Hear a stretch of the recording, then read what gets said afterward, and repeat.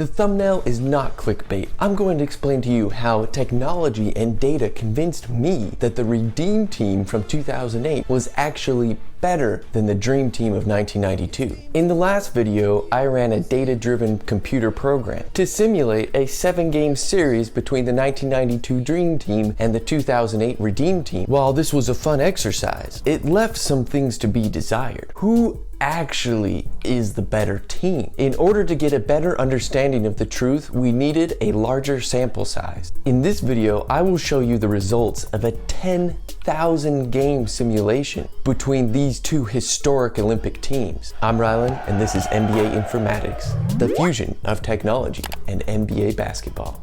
First, I need to explain how the simulation works. If you've already seen my other video where I use the same simulation method, or if you have no interest at all in how this works, you can use the links in the description to skip over that part and jump straight into the results of the 10,000 game simulation.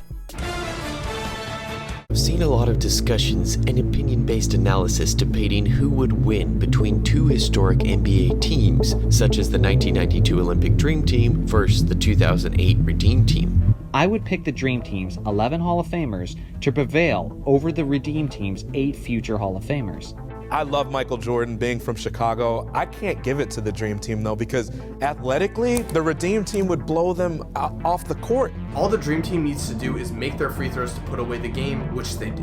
Which means in the end, the Dream Team defeats the Redeem Team by 4 points. Both teams are in their prime, so it's not like you're getting one team over their prime and one team in their prime. But Skip, I went with the Redeem Team for one reason. Kobe, LeBron, D-Wade. And it was a 29-year-old Michael Jeffrey Jordan. Checkmate.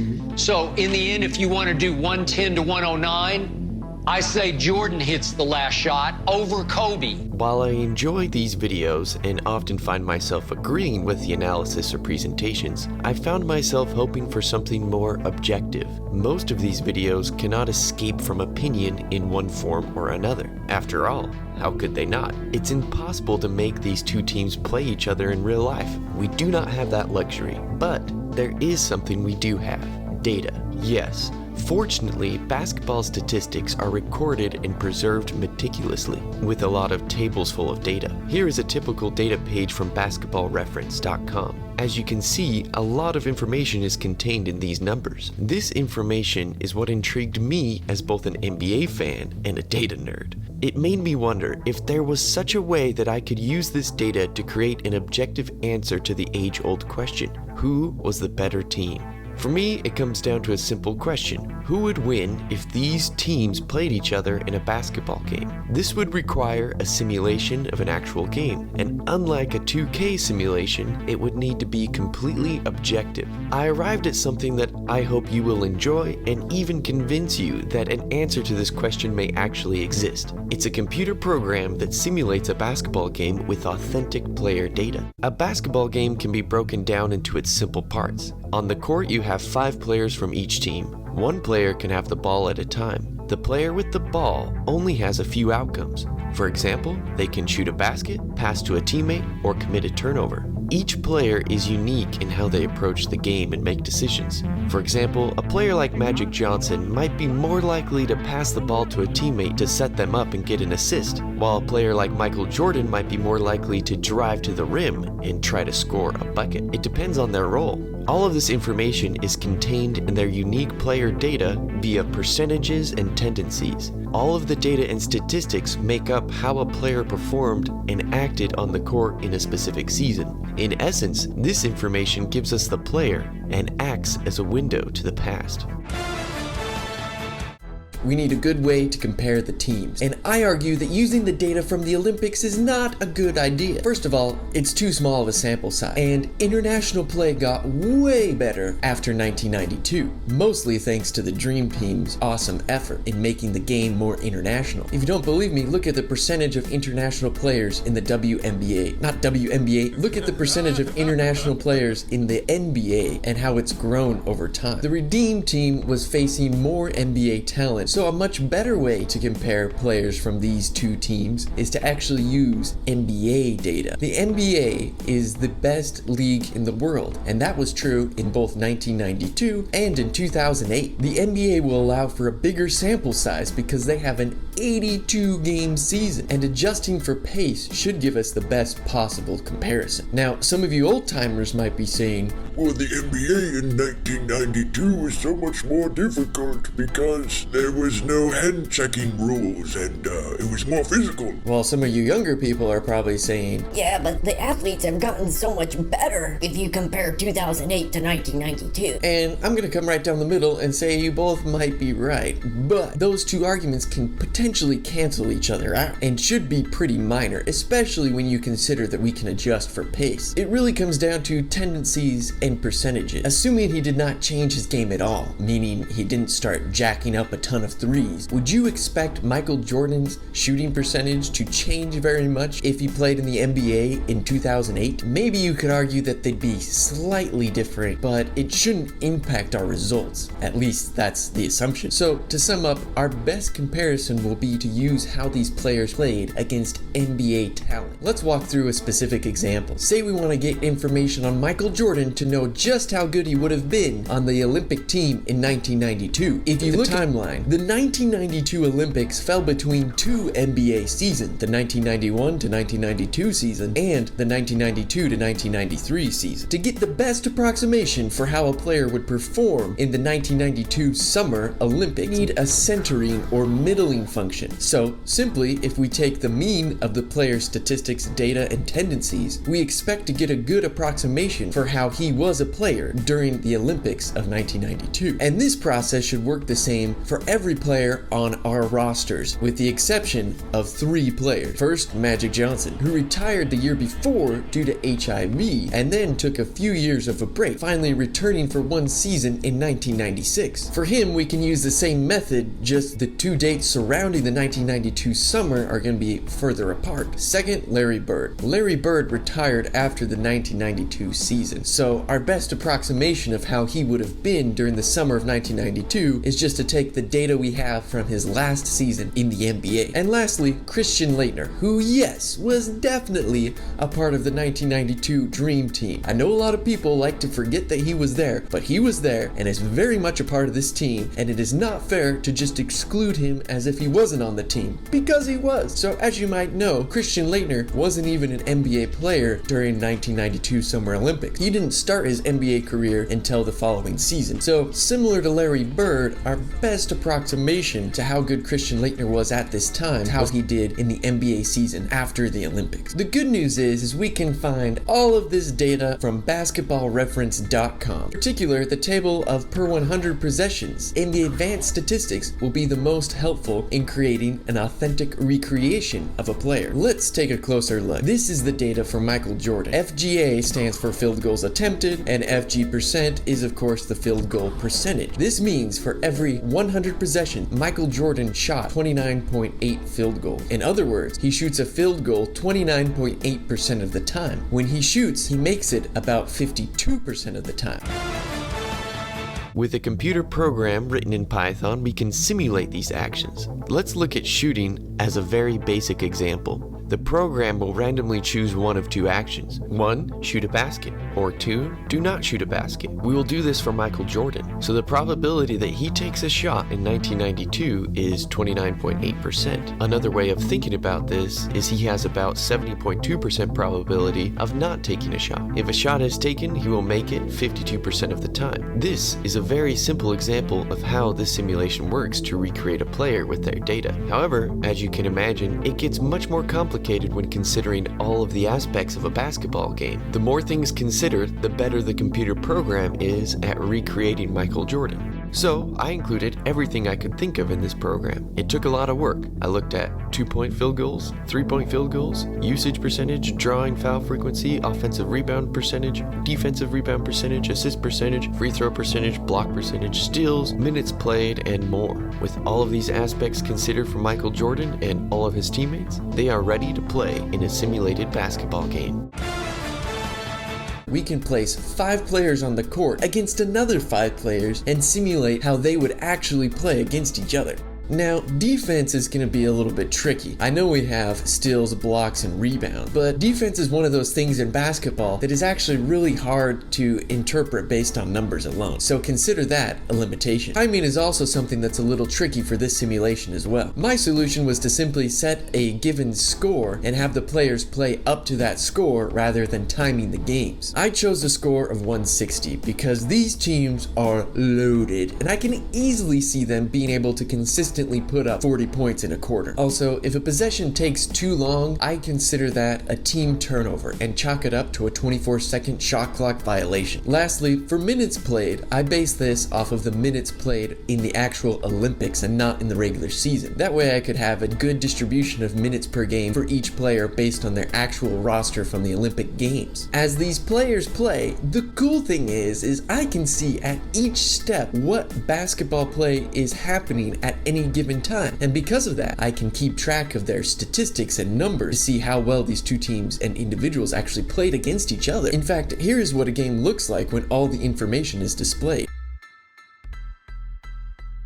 Pretty cool, huh? Good. Now that you have an understanding of how the simulation is going to work, let's jump right into the results to see the players' statistics throughout this process.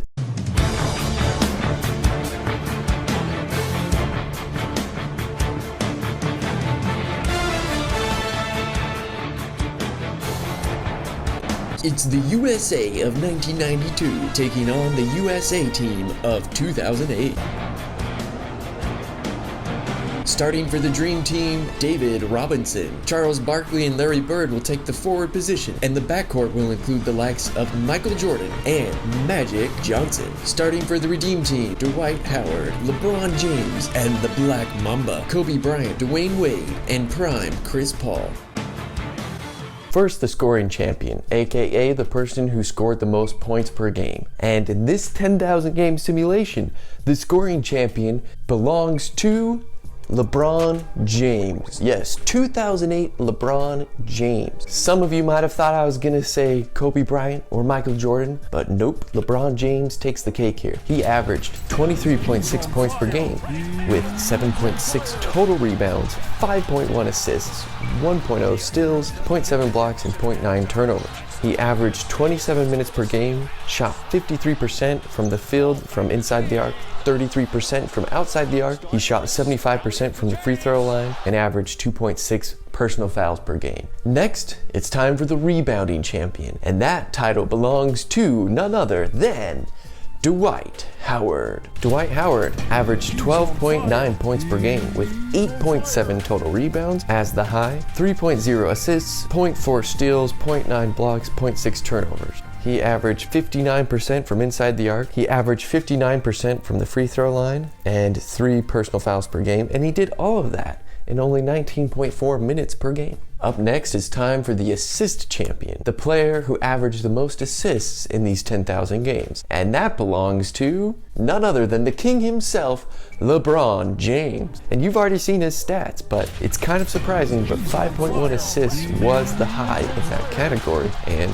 like I said, it belongs to LeBron James. There are a few other players that got really close, so the ball was obviously being shared really well between both of these teams, but 5.1 is the lead, and that belongs to, again, LeBron James. You can see that LeBron James and the Redeem Team are already putting their mark all over this game. Let's just keep going to see how things turn out. Up next, the steals champion, the player that averaged the most steals per game, and that title belongs to Chris Paul. Chris Paul for the Redeem Team averaged 14.5 points per game with 4.2 rebounds. That's a lot for a small fella. 5.0 assists. Yeah, I told you the assists were pretty close. 1.3 steals, which was the high. 0.1 blocks and 0.6 turnovers. He shot 52% from inside the arc, 36% from 3, and 86% from the charity stripe. He averaged 24.7 minutes per game for the 2008 Redeem Team. Now for the block champion. So far, the Redeem Team has achieved the champions in every category up to this point. But the block champion actually belongs to the 1992 Dream Team thanks to David Robinson. David Robinson in this 10,000 game simulation averaged 12.9 points, 7.2 total rebounds, 3.3 assists, 0.8 steals, and the high 1.2 blocks with 0.6 turnovers. He also was great from inside the arc at 53%. He averaged 0.1 three-pointers attempted per game, which is kind of surprising, though he made less than 20% of them at 14%. He averaged 71% from the free throw line, which is great for a big guy, and he played about 20 minutes per game. So good job to the Admiral for the Dream Team in the category of blocks. Now it's time for the turnovers category, which is one that you would not want to be in the lead for in this simulation. And the leader of turnovers per game in this 10,000 game simulation belongs to LeBron James. LeBron James was obviously used quite a bit by the Redeem Team, and with that is going to come some turnovers. He averaged 0.9 turnovers per game, which, believe it or not, that was the high. 0.9 turnovers per game. That's less than 1. So you can tell that all of these players are obviously the cream of the crop, the best of the best, as 0.9 takes the lead of turnovers per game. Now that we've established who the leaders were in each of these major statistical categories, it's time to look at the rest of the players to see how they played in this 10,000 game simulation. Up first, we have Larry Bird. He averaged 11.8 points per game, 6.2 rebounds, 4 assists, 0.5 steals, 0.4 blocks, and 0.7 turnovers. Filling out that stat sheet, not scoring a ton, but he was older and at the end of his career at this point. He had 48% for 2-point percentage, 41% from 3, which is awesome, and 93% from the free throw line, just shy of that 40, 50, 90 club. He averaged 21.6 minutes per game. Up next, the buddy of Larry Bird, Magic Johnson. Magic Johnson averaged 10.9 points, just shy of 11 points. 4.6 total rebounds, 4.4 assists, 0.6 steals, 0.2 blocks, 0.9 turnovers, which is basically tied with LeBron James, the turnover champ. He shot 35% from 3, 51% from 2, and averaged 88% from the free throw line in 21.5 minutes played per game. Charles Barkley, the round mound of rebound, averaged 14.6 points with 6.7 total rebounds, 3.7 assists, 0.8 steals, 0.4 blocks, 0.7 turnovers. He shot 58% from 2, 27% from 3, 73% from the free throw line, and committed 2.7 fouls per game with an average of 21.5 minutes per game. His Airness Michael Jordan averaged 21.8 points per game, which is really high up there, close to what LeBron James was doing, but not quite. 5.0 total rebounds, 4.4 assists, 1.3 steals, 0.5 blocks, and 0.8 turnovers. He shot 52% from inside the arc, 31% from 3, and 83% from the free throw line. He averaged 24.8 minutes. So it kind of makes sense that he was scoring a little bit less than LeBron James because he was playing about 3 minutes less per game. Kobe Bryant, our third player to reach over 20 points per game, averaged 20.1 points per game with 5.3 total rebounds, 4.2 assists, 0.9 steals, 0.3 blocks, 0.7 turnovers. He averaged 49% from inside the arc and 36% from outside the arc. He shot 85% from the free throw line, and he played 26 minutes per game. So less than LeBron, but a little bit more than Michael Jordan. Dwayne Wade from the Miami Heat, 18.0 points per game, which is great. 4.2 total rebounds, 4.1 assists, 0.9 steals, 0.6 blocks, 0.9 turnovers. That number seems to be coming up over and over. 50% from 2, 31% from 3. He was never really known to be a great three-point shooter. 76% from the free throw line in 22.4 minutes played. For the Dream Team, Patrick Ewing, 14.0 points, 7.1 total rebounds, 3.0 assists, 0.5 steals, 1.0 in blocks, and 0.7 turnovers. He shot 51% from 2, he shot 72% from the free throw line, and he averaged less than 20 minutes per game, which is incredible. Chris Bosh, the big man for the Redeem Team, averaged 14.4 points, 7.0 boards, 3.2 assists, 0.4 steals, 0.6 blocks, 0.5 turnovers. In 21.3 minutes played, he shot 50% from inside the arc, 32% from the three-point line, and 83% from the free throw. Scottie Pippen averaged 11.9 points per game, 5.5 rebounds, 4.1 assists, 1.0 steals, 0.6 blocks, and 0.7 turnovers. He also shot 51% from inside the arc and only 22% from three, 71% from the free throw line, 3.2 fouls per game, and 23.1 minutes played per game. Carmelo Anthony, Mr. Olympic basketball himself, 15.7 points per game, 5.5 rebounds per game, 3.3 assists, 0.6 steals, 0.3 blocks, and 0.7 turnovers. He shot only 48% from inside the arc and 36% from outside the arc. He shot 79% from the free throw line, and he averaged 3.3 fouls per game and 21.7 minutes played. Clyde Drexler for the Dream Team. Clyde Drexler averaged 13.9 points, 4.6 rebounds, 4.1 assists, 0.9 steals, 0.5 blocks, and 0.7 turnovers. He played 22.4 minutes per game, shot 49% from 2, 29% from 3, and 82% from the free throw line, and he committed 3.4 fouls per game. Jason Kidd, nearing the end of his career, won a gold medal in 2008. As one of the veteran leaders on this Redeem Team, he averaged 4.4 points per game, 4.5 total rebounds, 2.9 assists, 0.7 steals, 0.2 blocks, and 0.4 turnover. He only played 17.9 minutes, which rounds up to 18 minutes. He only shot 40% from inside the arc, but he was shooting nearly 40% from three. He averaged 82% from the free throw line and committed 2.0 fouls per game. Karl Malone of the Dream Team averaged 16.5 points per game with 6.3 total rebounds, 3.5 assists, 0.6 steals, 0.4 blocks, and 0.7 turnovers. He played about 20 minutes per game, and he shot 54% from two. He took, on average, 0.1 threes per game, 1 3 every 10 games, and made about 20% of them. He shot 76% from the free throw line and committed 2.8 personal fouls per game.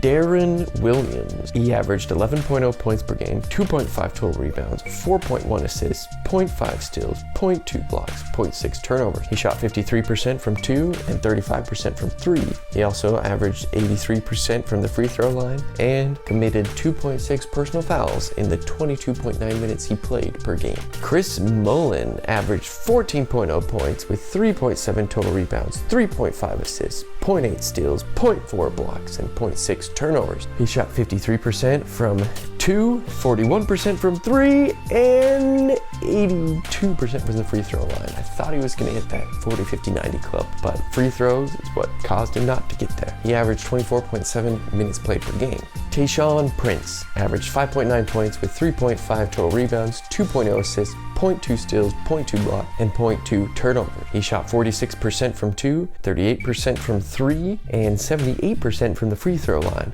He only committed about a little over 1 foul per game, and he only played about 15.3 minutes per game.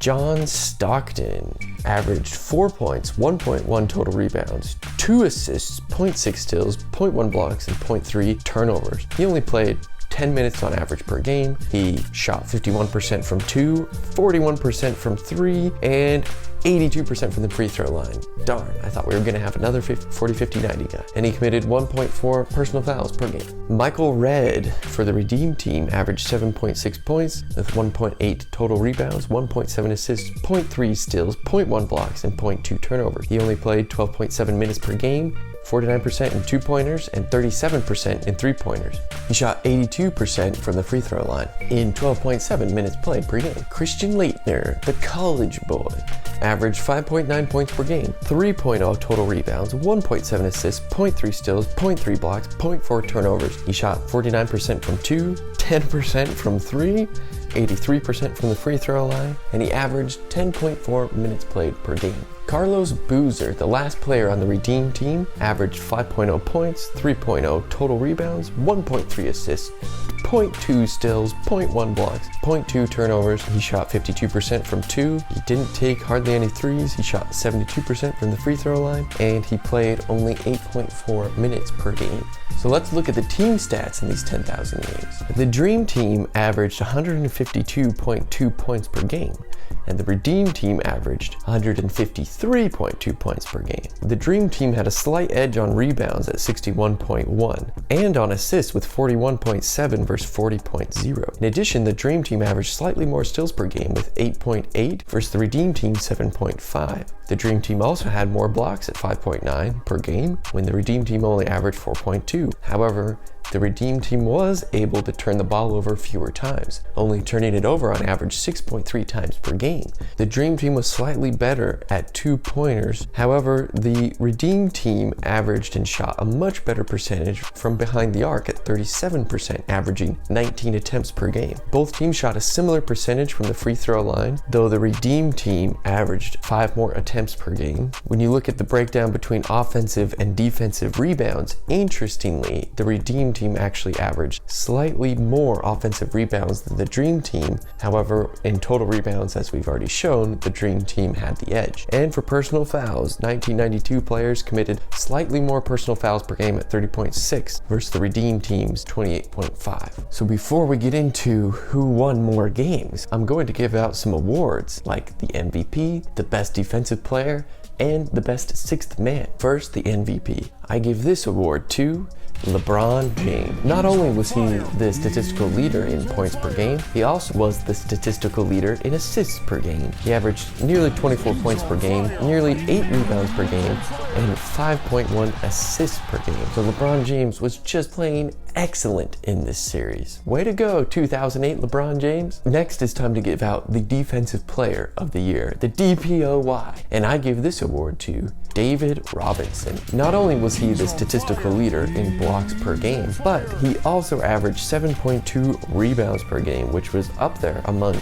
all the big men in this 10,000 game simulation. But he averaged nearly 13 points per game, 7 rebounds, 3 assists, 1 steal, and 1 block. That 1 steal and 1 block go a long way, and he deserved Defensive Player of the Year. And last, the Sixth Man of the Year. Now this is based on the best statistics of a player that was not starting in the starting 5, which is something that I just determined at the beginning of the simulation. And I give that award to Patrick Ewing, the backup to David Robinson. He averaged 14.0 points, 7 rebounds, 3 assists, about 1 steal and 1 block in his 20 minutes played per game off of the bench. So way to go, Patrick Ewing, the king of New York. So how did the games break down? After 10,000 games, the Dream Team won 4,821 games, and the Redeem Team won 5,179 games. So although these teams were very close and very nearly evenly matched, the Redeem Team actually has the edge here. If you're like me and many other people on the internet, this result may surprise you. The Dream Team, after all, is supposed to be the best collection of basketball players ever assembled. But this clearly shows that the Redeem Team, though slight, has the upper hand. So what does this analysis mean? What conclusions can be drawn? Based on this analysis, I conclude that the Redeem Team was a collection of more dominant NBA players than the Dream Team. So I had to kind of think about this for a while, because I honestly was totally on the side of the Dream Team and kind of wanted them to win. The results showed me something different, and when I actually started to look into it a little bit more, things started to make more sense. For example, if we're just talking about some of these players, you start to see why the Dream Team might be a little overrated. For example, Magic Johnson and Larry Bird. If I were to ask you who would win in a 2-on-2 competition between Magic Johnson and Larry Bird versus LeBron James and Dwayne Wade, it might be a tough choice. But then consider this. Consider that Larry Bird and Magic Johnson were on the way out and at the end of their career, while LeBron James and Dwayne Wade were on their way in and right at the start of their primes. Would that change your mind on who you would pick would win? Because it changes mine. Magic Johnson and Larry Bird were aged 31 and 35 during this 1992 season. Magic Johnson was coming off a year where he didn't even play basketball due to the HIV virus, and Larry Bird would retire after that summer. Larry Bird's back was hurting him. Magic Johnson was out for another 2 years and finally played 1 more season in 1996. But the point is they had already really established themselves. They were full, they were not hungry, they were old, they were just not what we think of when we think of Magic Johnson than Larry Bird. Meanwhile, on the other side, you have uber athletic LeBron James and in his prime Dwayne Wade. They were 23 and 26 during the Redeem Team. They were fresh, they were on their way in, they were very hungry to win. That's just one example of why things seem to tilt more towards the Redeem Team's way. Let's look at another, and this one's gonna be kind of interesting. A lot of people on the Dream Team side will point to Michael Jordan and say they have the GOAT and therefore they should win the game. But let's look at this a little bit more. Let's compare Michael Jordan with the player that's closest to him during 2008, which is Kobe Bryant. In 1992, Michael Jordan was age 28 and the MVP of the 1992 season. In 2008, Kobe Bryant was age 29 and MVP of 2008 NBA season. You might give Jordan the slight edge here since he had more MVPs leading up to this point, but though he did have fewer championships. But let's not sleep on Kobe Bryant, especially MVP season Kobe Bryant, the Black Mamba. I'm not necessarily saying he was better than Michael Jordan, but I am saying it's much, much closer than people want to admit or that people think. And remember, this is something very important that people forget. It doesn't matter what you've done historically, it matters what you're doing today. I don't care about what you've done for me in the past. What are you doing for me recently? Well, in the case of these two gentlemen, both of them were coming off of MVP seasons. So forget the fact that Michael Jordan had more MVPs in his career at that point. They both were MVPs of the league. They both dominated the league. In fact, Kobe Bryant, you could argue, dominated a more impressive league than Michael Jordan did in 1992. I'm not trying to convince you that one player was necessarily better than the other. I'm just trying to remind us that in that moment, in a single point in time, you're only as good as you're playing in that moment. And Kobe Bryant in 2008 was playing absolutely ridiculous basketball. An entire career of accomplishments should not be used to think about these players in a single year. You can't win 2 MVPs in a single year. Michael Jordan and Kobe Bryant were much closer in talent than people like to admit. Let's talk about other reasons why the Dream Team might have lost to the Redeem Team in this simulation. Well, I think there's a few players that are somewhat overrated on the Dream Team and underrated on the Redeem Team. For example, some people like to pretend that the Dream Team did not have a college player on their roster, and they totally did.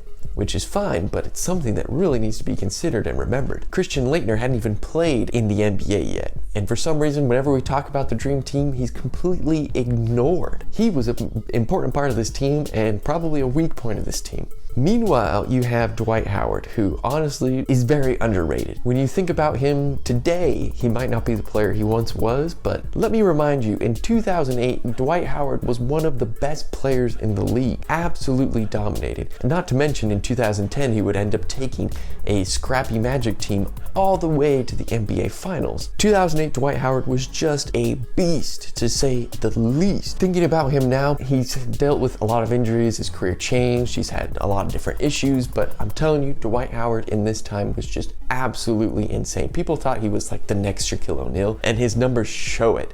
He was a 3-time Defensive Player of the Year. Not many people can say that they've won the Defensive Player of the Year 3 times. And guess what? I hate to break it to you, but Dwight Howard is going to end up in the Hall of Fame. He's won a championship with the Lakers now. He went to the finals with the Magic, and he's a 3-time Defensive Player of the Year. He's going to be in the Hall of Fame, and he definitely was a really, really good player during this time, so don't forget that. Coming into this, I really thought the Dream Team was going to win. Brought all this hype in around the Dream Team, was excited to show once and for all that the Dream Team was better than the Redeem Team. But I have to tell you, this project has changed my mind. And when I think about it, when I really think about it, it totally makes sense. And in there lies the beauty of data and technology. It helps us look more objectively at the world around us. Maybe I'm wrong. Maybe I shouldn't be convinced. And in fact, I would love it if you could convince me that I'm wrong, because I like the Dream Team better. I'm biased. If you still believe that the Dream Team was better and you feel like there's something that's being overlooked here or not considered, please comment below. Please persuade me. Give me your best argument. Convince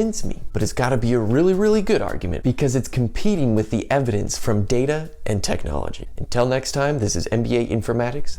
Thanks for watching.